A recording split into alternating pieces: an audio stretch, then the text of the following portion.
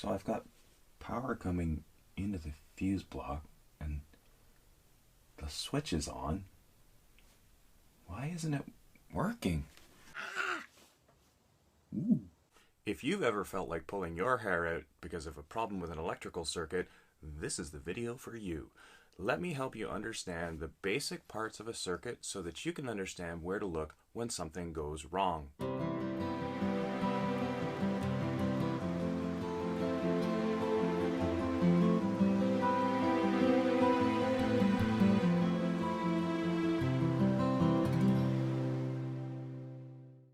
So every circuit has to have three basic parts, and those three parts are the source, the control, and the load.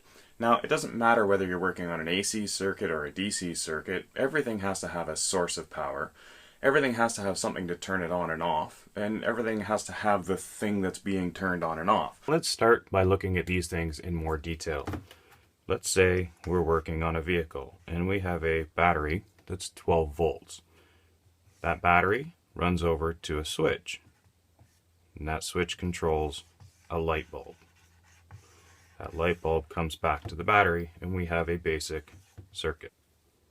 So here we have the three parts of the basic circuit: the source of power, in this case our battery, the control, which is our switch, and the load, which is our light bulb. Most people are fairly competent in checking to see if their battery has 12 volts or thereabouts.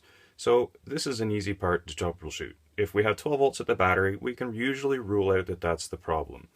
The switch, in general, is pretty easy to see if a switch is on or off. So usually, if the switch hasn't malfunctioned, it's easy to make sure that this is doing what we intend it to do. The load, well, if you have a burned out light bulb and you can't figure out why it's not working, and you try changing the light bulb and it works, you've solved the problem. What people have a hard time with is when the battery is working and the switch appears to be working and they've tried swapping out the bulb. Where is our problem? So let's concentrate on the positive side of the circuit. We're going to split this circuit in half and only worry about this side to start with. I'm going to take a test light. I'm going to hook the ground to the ground of the battery, and I'm going to touch certain points along the circuit. I touch here and my test light lights up because my battery has 12 volts and it's good. I touch here and it lights up. I know my wire from my battery to my fuse is good.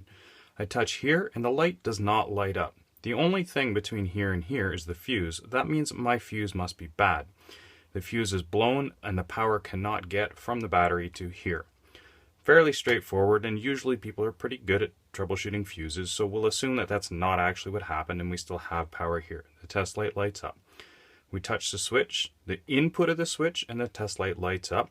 We touch the output of the switch even though the switch is on, and the test light does not light up. So at this point here, we do not have 12 volts, and we should, because there's nothing that should be stopping it from here to here. There's no load in there. There is only a control. So if we get to here and the test light does not light up, we know we have a bad switch. Now, switches don't go bad that often, but they do, so it is possible. So let's assume you've fixed the switch. Now we have the test light or your voltmeter lighting up all the way to here. We come down here and we touch the contact at the back of the light, and the test light or voltmeter does not indicate power here. Well, now we know that there's a problem somewhere in between the switch and the input of the light.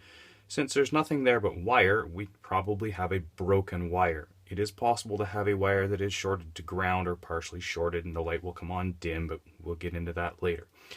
So at this point, we've come all the way to here and we've checked all these different components to see whether we have positive 12 volts here in comparison to the other side. That is where the majority of your problems are going to lie. And we should be able to find 12 volts all the way up to this point at any time that this circuit is turned on, the battery is charged, and the fuse is good. If we get 12 volts all the way up to here, and you've tried replacing the light bulb, and we know that the light bulb is not the issue, we can then rule out everything on this side of the circuit, and we know that something is wrong on the ground side of this circuit. We have 12 volts all the way up to the bulb, but the bulb is not lighting up. Let's try bypassing this. So we can take another wire, run it like this, and if the circuit lights up, now we know we have a break in the circuit on the ground side. So, for basic beginning troubleshooting, focus on where you know the power is going. If you find a spot along here where you know the power is not working, or sorry, the power is not showing up where it should be all the way up to here, we get to a point there's no power. There's power here, but there's no power here. The problem is here, and that is where you can focus on finding the problem. If we know we have power all the way up to the bulb, and the bulb is good, and it doesn't work, we know that the problem is on this side. So split your circuit into positive and negative halves and try to break it down like that. Now the reality is none of your circuits probably look as simple as that. They're probably a little bit more like this. Sometimes we have a battery that runs through a main fuse and then a main switch and runs to a fuse block, hopefully. And then that fuse runs through a controller, through some stuff, and back to the battery. But at the same time, we've got circuits that don't have a switch because we want them on all the time. We've got circuits that have two switches because it's a water pressure pump and it turns on and off by itself, as well as you being able to turn it on and off. Sometimes we have a circuit that doesn't look like it has any kind of control because it's inside. We have fans with multiple circuits. We have some manufacturers that require a fuse on both sides, so that's something else to look out for.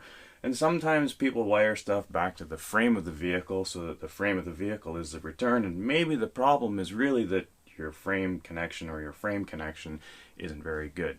So there's lots of things really that can cause it, but if you try and break your circuit down into the basic parts and try to follow the voltage along and see where it ends, you should have voltage when you're trying to operate the circuit all the way up to the actual device. I hope this kind of thing helps some people. I can do more in-depth videos for troubleshooting.